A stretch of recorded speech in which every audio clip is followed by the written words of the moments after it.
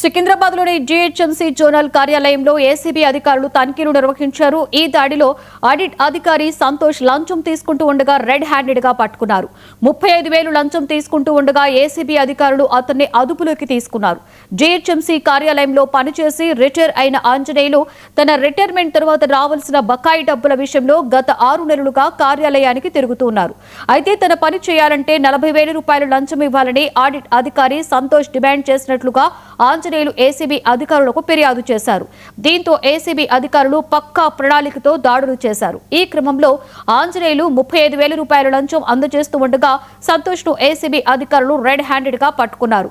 పట్టుబడిన అధికారి వద్ద నుంచి లంచం మొత్తాన్ని స్వాధీనం చేసుకున్నారు. అతనిపై కేసు నమోదు చేసి తదుపరి విచారణ చేస్తున్నారు. అవినీతికి పాల్పడిన ప్రభుత్వ ఉద్యోగిపై కఠిన చర్యలు తీసుకుంటామని ఏసీబీ అధికారులు హెచ్చరించారు.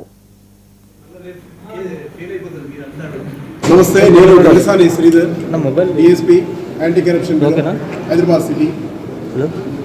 మాకు 3 రోజుల క్రితము ఒక కంప్లైంట్, ఫిర్యాదుదారుడు అతను కూడా జిహెచ్ఎంసీలోనే మజ్దూరిగా పనిచేసి రిటైర్ అయ్యాడు.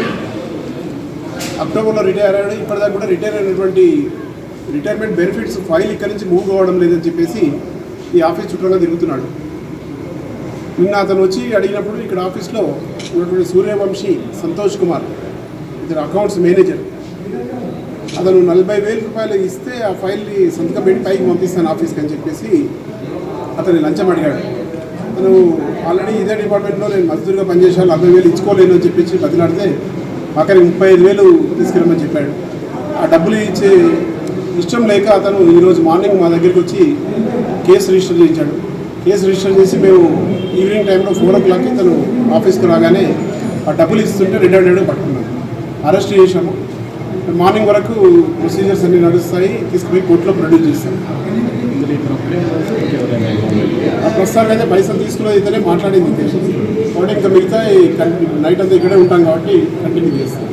నా పేరు ఆంజనేయులు, ఇంజనీరింగ్ సెక్షన్ సర్కిల్ 15. నేను సర్కిల్ 15లో చేసిన, ముషిరాబాద్ ఏరియాలో ఇంజనీరింగ్ సెక్షన్ లో చేసిన. రిటైర్డ్ అయిన 9వ నెల, మొన్న 9వ నెలలో రిటైర్డ్ అయిన. ఇప్పటిదాకా నాకు పెన్షన్ లేదు, జీతం లేదు, నాకు వచ్చేది బెనిఫిట్స్ కూడా ఏమి లేవు. ఆ బెనిఫిట్ల గురించి వీళ్ళ దగ్గర రావాల్సి వచ్చింది, వీళ్ళ చుట్టూ తిరగవలసి వస్తుంది. 6 నెలల నుంచి తిరుగుతూనే ఉన్నా. 5వ నెల వెళ్ళి 6వ నెల తిరుగుతూనే ఉన్నా. ఈడ ఉంది, ఆడ ఉంది, ఈడ ఉంది, ఆడ ఉంది. ఏడికి పోయినా కానీ ఒక ఎంప్లాయీస్ కు రెస్పెక్ట్ అనేది లేదు. నేను ఈడ సర్వీస్ చేసిన నన్ను ఎంత ఇబ్బంది పెడతారంటే ఇంకా వేరే వాళ్ళని ఎంత ఇబ్బంది పెడతారు. నాకు 2 లక్షలు రావాలి ఇప్పుడు. మళ్ళీ ఇంకొకటి నాది 1 సంవత్సరంది, అదేది సంవత్సరం జీతం ఒకటి వస్తుంది, అది రాలేదు. 40,000 అడిగింది. 40,000 అడిగితే నాతోటి కాదయ్యా, నీ దండం పెడతా